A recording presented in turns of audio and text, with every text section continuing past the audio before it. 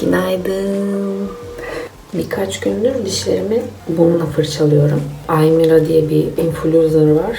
Onu da görmüştüm. Beyazlatıcı etkiye sahip. Aynı zamanda bunun şu şekilde bir tozu da var. Ama bunların içinde sanırım karbonat var. O yüzden sadece günde bir kere yapıyorum bunları. Diğer zamanlar normal diş macunuyla fırçalıyorum. Çünkü ilk bunu kullandığım böyle diş etlerimi germişti.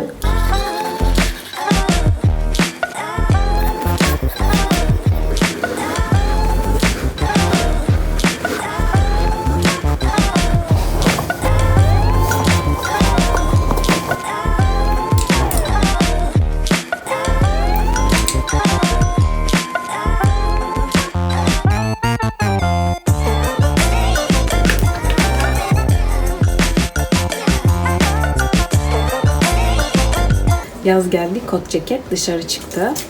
Evet. Şöyle yeni aldığım kot pantolonumu giydim. Bir de yeni aldığım ayakkabılarımı giydim. Öyle. Ben çıkmaya hazırım. Ben geçen gün videosunu çekmedim bunları. Ama tekrar yapacağım. O zaman çekeceğim. Şöyle bir granola bar yaptım. Ve Airfry'da börek yaptım. Bugün pazar. Hava güzel. Biz de dedik ki yürüyüşe çıkalım. Bakırköy taraflarında. Hakan'ın dayılarına da söyledik. Onlar da gelecekler. Bu akşam da yemeği orada yiyeceğiz. Onlara gitmeden önce de bir Migros'a uğrayacağız. Bir tane su şişesi alacağım ben. Onunla bir bu son zamanlarda moda olan mataralar var ya, böyle motivasyon sulu denilen. Onlardan yapmayı düşünüyorum. Kendim yapacağım. Ve Paşa Bahçe'nin çok güzel bir şişesini görmüştüm Migros'ta. Onu almaya karar verdim. Migros'a uğrayacağız. Sonra Hakan'ın dayılarına gideceğiz. Sahilde biraz yürüyüş yapacağız. Ve bu akşam oradayız. Onlara giderken de bu yaptığım şeylerden götüreyim dedim, birlikte yeriz diye. Şu an Ihlamur evlerindeki Migros'a geldik. Çünkü buraya yakın. Atakent Hülya Eczanesi nöbetçi. Aynen bahsettiğim şişe şu. 1 litrelik cam şişe. Şimdi günde 3 litre içmemiz gerektiği için bunu 3 litreye uyarlayacağım. Evet. Bu.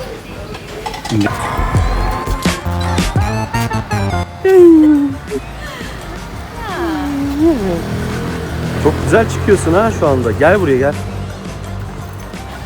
Gel gel. Fotoğraf çekeceğim. Artık. Ay çok güzel. Bak aynaya bak. Çok güzel. Bakayım.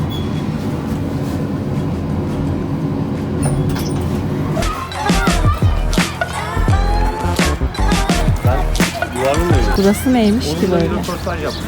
Bu şey burada barut işte silah cephaneden getiriyor. Buradan giriş oluyor. Burada reklamda mı devlet zamanı?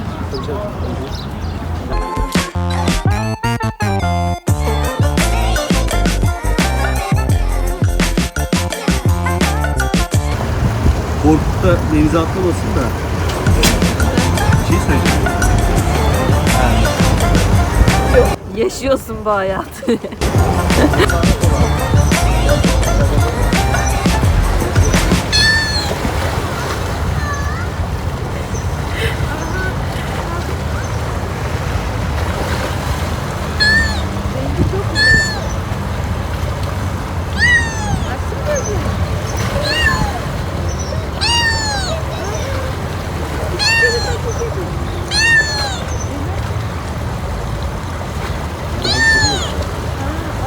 Yılan gibi gözü ya.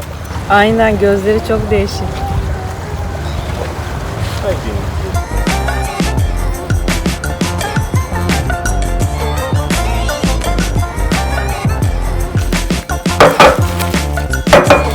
Şimdi Mehmet dayılardan geldik. Orada şu lahana salatasından yapmıştık. Ondan koymuşlar.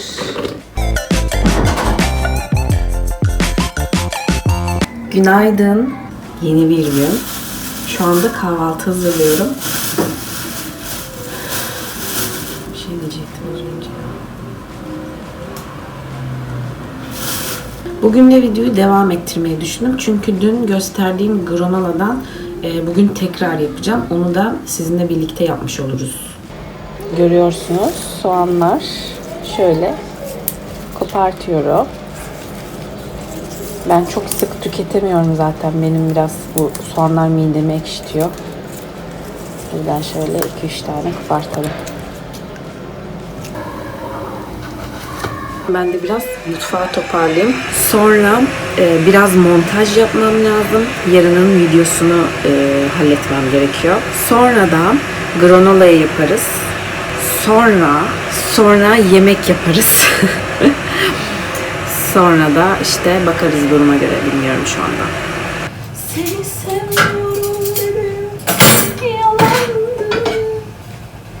İstemiyorum artık ağlamaya. Ellerimde çiçekler, kapımda sımsıkı.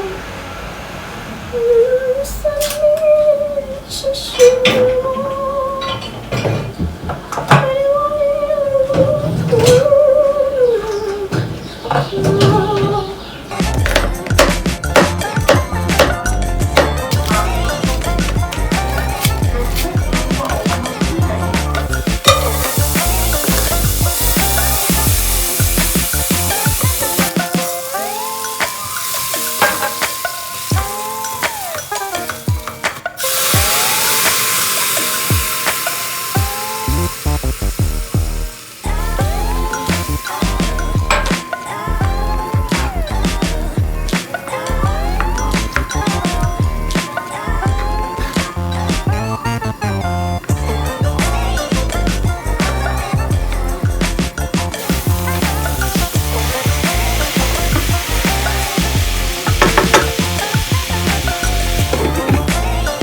Tavuğu köri soslu yaptım ama krema kullanmadım bu sefer. Daha önce yapmıştım kremalı tarifini. İzlemediyseniz sağ üst köşeden izleyebilirsiniz. Bir de bulgur pilavı yaptım. Evet, yemeğimizi yedik. Bulaşıkları toparladım.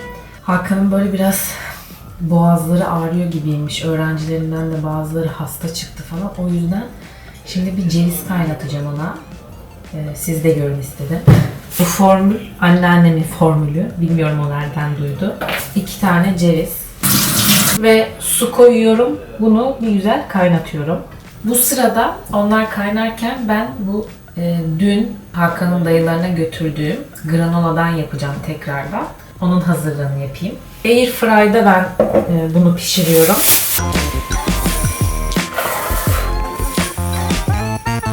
Çok az kaldığı için hepsiyle yapacağım.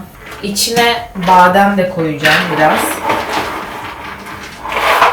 Ve ceviz kıracağım yine. Bunlar çiğ badem. Bunları biraz ufak ufak doğrayacağım. Bu şekilde bütün atmayacağım.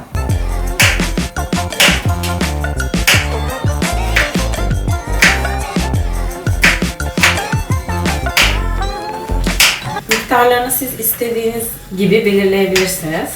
Bademleri yulafların üzerine koyuyorum. Biraz da ceviz kıracağım.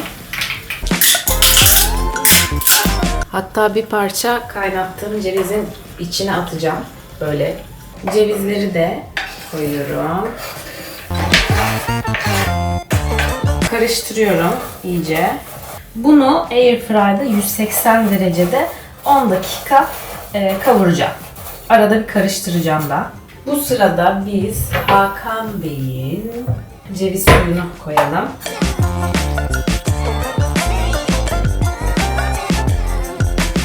İçine biraz karabiber koyacağım. Karanfil atacağım 2 tane. Ve bal. Limon da koyabilirsiniz ama limonumuz kalmadığı için ben şu an koyamıyorum. 10 dakika kavruldular. Şimdi bir kaba alıyorum bunu. İçine kuru üzüm koyacağım 2 avuç kadar. Yalnız bunları da doğramam gerekiyordu ve unuttum. Ve birkaç parçaya ayırıp o şekilde ekleyin. Ama ben şu anda bunları doğramaya aşırı üşeniyorum. O yüzden doğramayacağım. Bu sefer de böyle olsun. Şu tayinin yağ kısmı üste çıkmış. Biraz o kısmından döküyorum.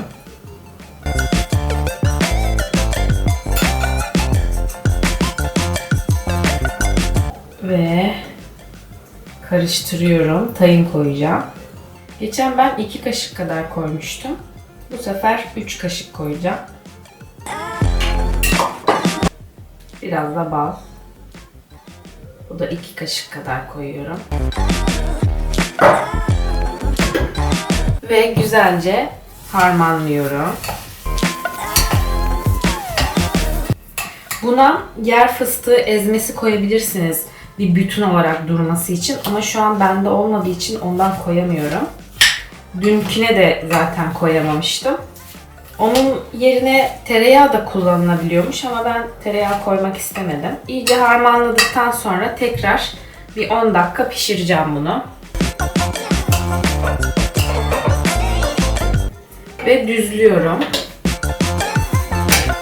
Düzledim. Şimdi yine bir 10 dakika pişireceğim.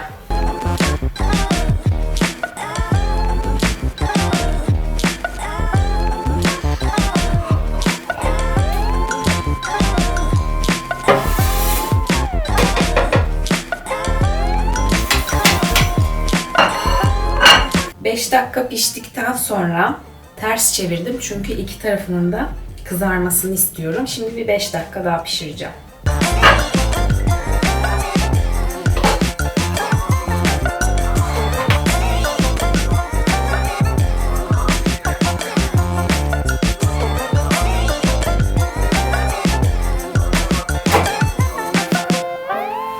Evet, bu şekilde çift taraftan iyice kızarttım. Bunu soğumaya bırakıyorum. Soğudukça daha sert bir kıvam alıyor. Hatta buzdolabında bekletince daha da kıtır oluyor. Dünkünde ben üzerine çikolata eritip koymuştum ama Hakan çikolata istemedi bu sefer. O yüzden sadece bu şekilde yaptım. Bu kadar.